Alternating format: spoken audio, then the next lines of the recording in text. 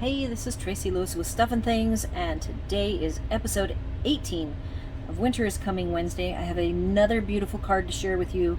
As I said last week, I was going to make at least one more with Merry Melody, and since I was at it and had Merry Melody out, I went ahead and did one more musical notes.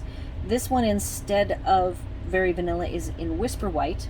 It uses leaves of holly and has a special technique that, like, we had an inspiration card which I will post, and it took me a minute to figure out. I don't know if you can see the surface, but I could tell that the surface of the holly and the berries was bumpy, so I went, I think that the person did clear, they Versamarked over the top after they did their double layer of Old Olive, Mossy Meadow, then they Versamarked it and then did clear, and that's what I did, and I think it came out really well. I've added quite a bit of thread to this one, mainly because I had made a little looping of thread to go underneath, and then I also had an extra piece, so I have just shoved an extra piece up there so that we've got some extra little tendrils of thread running around. I did use a sponge in this case. Last week's card I said that I took the spot, it was the crumb cake spot, and I just lightly ran it over the notes. In this case I actually used a sponge and very softly ran the Old Olive over it, and then I crinkled the edges. And the finishing touch are these new sequins. I will put the name of it on the supplies, but you'll see I don't have the cover. But I wanted to share with you the colors because this is from the holiday catalog, so they are holiday colors. But I find that this year Stampin' Up! Is going a little bit non-traditional on their supplies, which I really like. I already had, last week I shared that this is in the holiday catalog and that these are sequins, not rhinestones, even though they're so textured they look like rhinestones. And here are the colors for the adhesive backed sequins. I've been doing a lot of cards with the Everything Fancy sequins, which are great, and they come in a big fat puck with 8 different shapes of items, but sometimes I still like having the adhesive backed sequins as well. They're a little bit faster to work with. I don't have to spend the time to glue. So here are the interesting colors that you get. And I see that here they had a production issue, but the production issue was to my advantage because I ended up with an extra green one. So this red has an AB coating. The gold, as you can see on this card, is kind of a flat gold, which I really like. A little bit different. The green has an AB coating. And the white, let's see, the white actually is, okay, so the white is smooth. It is not hexagon shaped. It is mostly flat. I don't know if that's as intended.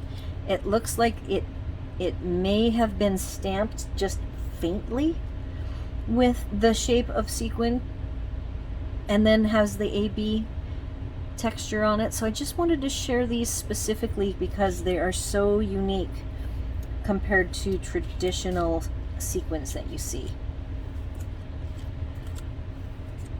That is all I've got for today. If you have any questions, comments, or concerns, you can leave them here on the video or over on my blog. You may notice as I'm seeing this card, I purposely did not adhere everything. Like the label is adhered, but the label has an outside thin trim, and that is not adhered.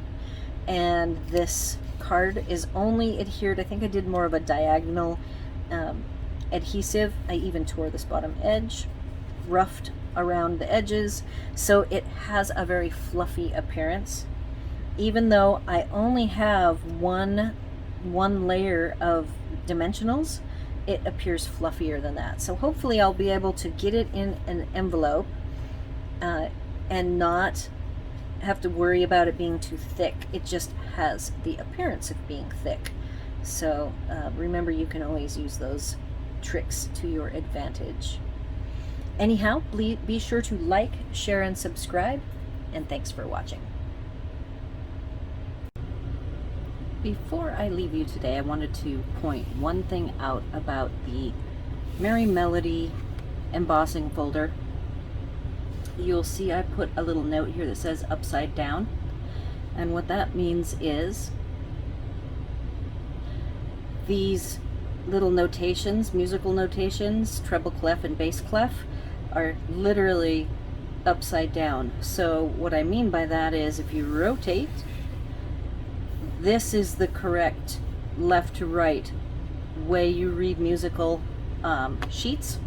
So I just wanted to point that out, since I'm going to be moving away from Merry Melody, and I know I did a video last year on the misalignment of the sheet as it was placed on the folder. So if you want to make sure that your music is right side up, be sure when you do your embossing that you realize that the notes are upside down with regards to the Stampin' Up being right side up. So on this one, most of the time when I do my embossing, I'm more in the middle and centered.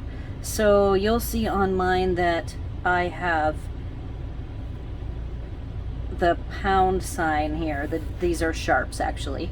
So double sharps. Here's my double sharps, because I did make sure that my wide 5.5, it didn't actually go to the edge. So if you want to make sure that the notation of bass and treble clef are showing, then you'll need to shift your paper right to the very edge. So that's just if you're like a music centric person and that means something to you. I just wanted to point that out, and that's all I got.